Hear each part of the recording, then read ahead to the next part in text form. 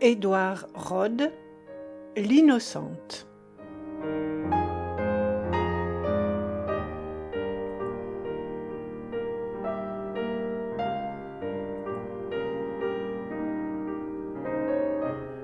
À M.L. Lavedan. Il y a des amitiés de jeunesse sur lesquelles le temps passe sans les détruire. Il les ralentit, il les attiédit, il les diminue, il ne les tue pas. On peut rester des mois sans se revoir, sans échanger une lettre, sans rien savoir l'un de l'autre. Pourtant, on se retrouve tel que si l'on s'était quitté la veille. Chacun a vécu sa vie, dont l'autre ignore les péripéties, et dès la première poignée de main qu'on échange, c'est comme si l'on avait, côte à côte, traversé les mêmes épreuves, vaincu les mêmes obstacles, accompli les mêmes efforts. Précieuses et rares sont ces amitiés que seule la mort dénoue et qui ne se remplacent pas. Telle est celle qui m'unit encore à Philippe Nattier.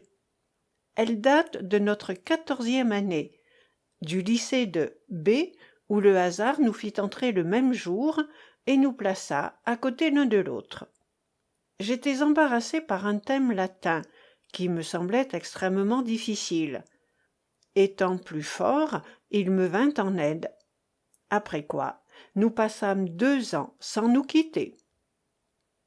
Au temps de notre adolescence, Philippe Nattier, avec ses grands yeux noirs, son front intelligent, ses traits réguliers et purs, était un garçon silencieux, presque morose, qui s'enfermait en lui-même, ne parlait à personne de ses affaires intimes, s'intéressait aux idées abstraites et professait un profond mépris pour tout ce qui touche à la vie pratique.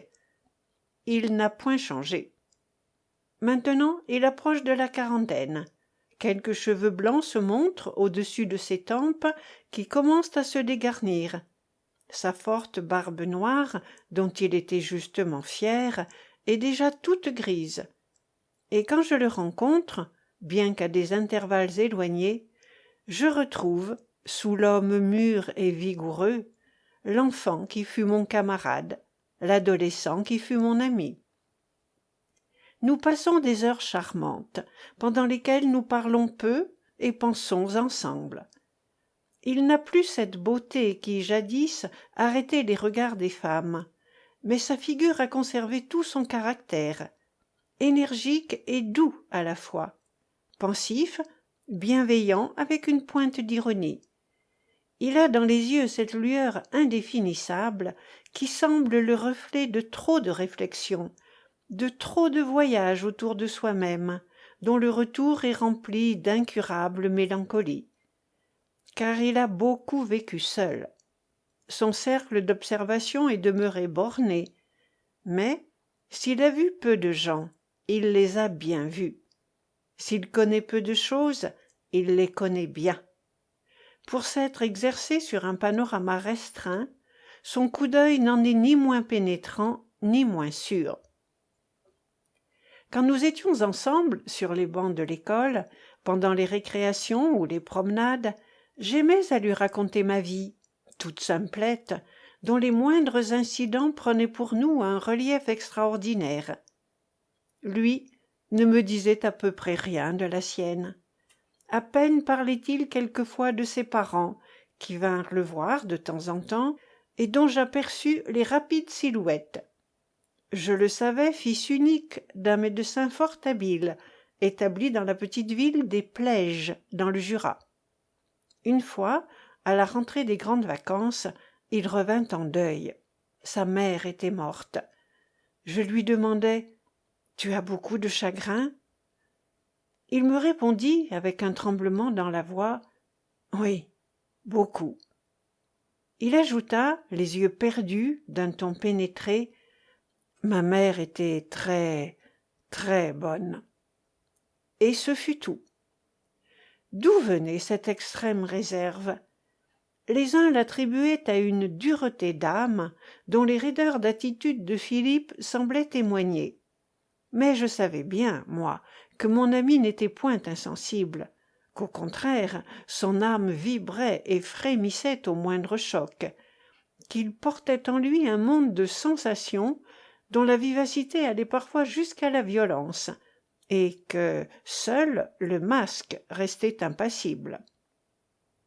Ce que j'ai connu plus tard de sa vie ne m'a point expliqué non plus sa retenue presque sauvage, qui découragea bien des sympathies. Je crois donc qu'il faut simplement l'attribuer à son caractère. Il était réservé comme d'autres sont expansifs, mélancolique comme d'autres sont gais. Peut-être qu'il devait ces traits à la nature de son pays natal, à cet âpre Jura froid, triste, monotone, où la voix des oiseaux s'étouffe dans les bois sourds, où la bise gémit à travers les sapins et glace les vallées, où la neige enveloppe les horizons pendant de longs mois, comme un linceul de mort. Quelles que fussent les raisons de sa manière d'être, elle l'empêcha d'avoir d'autres amis que moi. Je l'en aimais davantage. On nous citait dans les classes comme doublure d'Oreste et de Pylade. Aux récréations, nous avions toujours d'importants secrets à nous communiquer dans des coins. Aux heures de classe, nous trouvions 1000 moyens de nous entraider. Je crois bien que chacun de nous a toujours ignoré certaines choses que l'autre apprenait pour lui, et que la réussite de notre bachot fut celle d'une entreprise collective. Aussi fut-ce un déchirement quand il fallut nous séparer, Philippe devant faire sa médecine, moi mon droit. Arrivés ensemble à Paris, nous nous promîmes de nous voir au moins tous les jours, pour nous consoler de ne plus travailler ensemble. Il n'en fut rien. Entraînés chacun par nos occupations différentes, nous ne nous rencontrions pas comme nous l'aurions voulu, ni même bientôt comme nous l'aurions pu. Ce n'était ni sa faute ni la mienne, c'était celle de la vie, peu propice aux grandes amitiés, destructrice naturelle des sentiments. Souvent, il nous arriva de passer toute une semaine sans nous rencontrer. En revanche, nous restâmes pendant plusieurs années fidèles à l'habitude de dîner ensemble, le dimanche, dans une certaine crèmerie de la rue Monsieur-le-Prince, où l'on buvait un petit vin de Beaugency qui nous plaisait extrêmement. Cette habitude entretint notre confiance réciproque. Chacun de nous resta pour l'autre un livre ouvert, et il ne nous arriva rien que nous ne mîmes en commun. Les vacances nous séparaient. À leur approche, nous faisions le projet de les passer ensemble. Quelque obstacle nous en empêchait toujours. Nos parents n'habitaient plus la même contrée. Il y avait trop d'espace entre nous. Une fois pourtant, nous fîmes ensemble un voyage en Italie. Un beau voyage, joyeux et libre, dont nous aimons toujours à réveiller le souvenir. Nos études, cependant, s'achevèrent. Nous fûmes plus séparés. Philippe s'établit au Plège, où il reprit la clientèle de son père, qui se retira, et peu de temps après mourut. Je ne le vis plus que de loin en loin. Il venait une fois par année à Paris, au printemps, restait 8 jours, qu'il consacrait à se tenir au courant, me donnait le plus de temps possible, partait en m'invitant chez lui. « Mon pays est un beau pays, » me répétait-il chaque fois. « Il faut absolument que tu le connaisses, je veux que tu l'aimes. » J'acceptais pour l'été, mais un empêchement survenait. La partie était remise à l'année suivante. Elle a eu lieu, enfin, cette année-ci. Je suis arrivé, par un beau jour de juillet, dans la vieille bourgade, si originale, si pittoresque, dont Nattier m'avait dit souvent le charme bizarre, et dont l'aspect m'a tout de suite impressionné. Représentez-vous un petit lac, aux eaux que colore en vert la tonalité générale du paysage. Un ancien château fort, avec des tourelles, des meurtrières, des fossés, tout un appareil d'un temps évanoui. Domine la lente colline, où s'étagent les vieilles maisons. Dans les rues silencieuses, pavées de grosses pierres inégales, on passe sans rencontrer personne. Seulement on aperçoit, dans des ateliers ou des boutiques, de laborieux horlogers, la loupe au front, courbés sur les délicates pièces de métal que manient leurs mains attentives. Il y a aussi une église romane, d'un style assez pur, dont les vastes proportions semblent attester que la ville eut jadis plus d'importance. Un évêché qui n'a plus d'évêque et dont on a fait une prison. Une terrasse plantée de marronniers où flânent de rares promeneurs. C'est la tranquillité des villes mortes, l'industrie horlogère qui occupe et enrichit la population, ne faisant aucun bruit.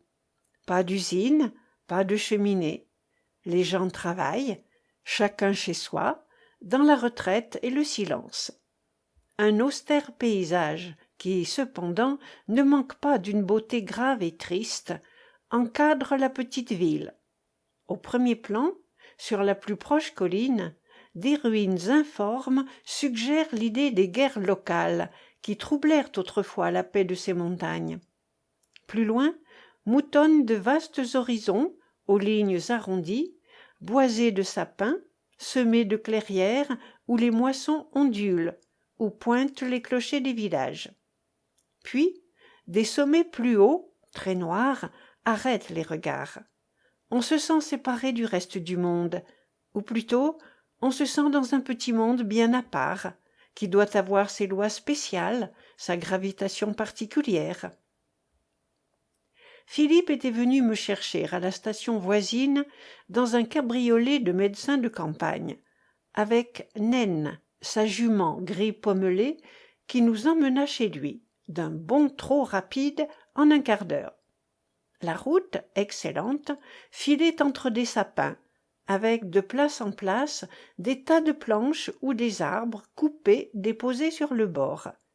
Nous passâmes devant une scierie dont le grincement fit dresser les oreilles de Naine, et nous poursuivit un instant. Une éclaircie découvrit l'ensemble du paysage. Philippe étendit son fouet et me dit « Regarde !» Je répondis « Oui, c'est très beau. » Ce qui, pour l'heure, me plaisait davantage, c'était l'exquise pureté de l'air. Je le humais délicieusement. Il avait une saveur et un parfum, une saveur de framboise, un parfum d'herbe humide. Sa fraîcheur vous caressait avec une gaieté de fée bienveillante et malicieuse. Je m'écriai « Mon Dieu, que cet air est bon !» Philippe répéta « Oui, c'est bon. » D'un ton satisfait et convaincu, je repris « Je commence à comprendre que tu aimes ce pays. » Sa figure s'épanouit comme s'il désirait et attendait cet éloge. « N'est-ce pas ?» dit-il. Il semblait si parfaitement satisfait que je ne pus m'empêcher de lui demander « Tu comptes y rester toujours ?» Il n'hésita point à me répondre « Certainement. » Je réfléchis que tout de même cette beauté qui l'enchantait devait à la longue paraître monotone. Je repris « Ce que tu as ici te suffit ?» Ma question parut l'étonner. « Certainement, » fit-il. « Que pourrais-je souhaiter encore ? » « Tu n'as aucune envie d'un plus grand cercle, d'un autre milieu ? » « Pas la moindre. » Ces réponses, solides, sûres, tranquilles, indiquaient une résolution bien prise, une volonté ferme, qui sait ce qu'elle veut et pourquoi. Comme je ne l'interrogeais plus, il ajouta « De l'air, de l'espace, des sapins, des montagnes, que faut-il donc de plus ? Tu sais que j'ai des goûts très simples. » J'insinuai « Autrefois, tu avais de l'ambition. » Il haussa les épaules. « Il y a si longtemps, » fit-il avec un geste de dédain. « Depuis, la vie a passé. » Et il trouva cet étonnant argument. « Il y a des millions d'hommes qui feront ce que j'aurais pu faire, aussi bien que moi, ou mieux. Et il n'y en a point qui jouiraient davantage de ce paysage. »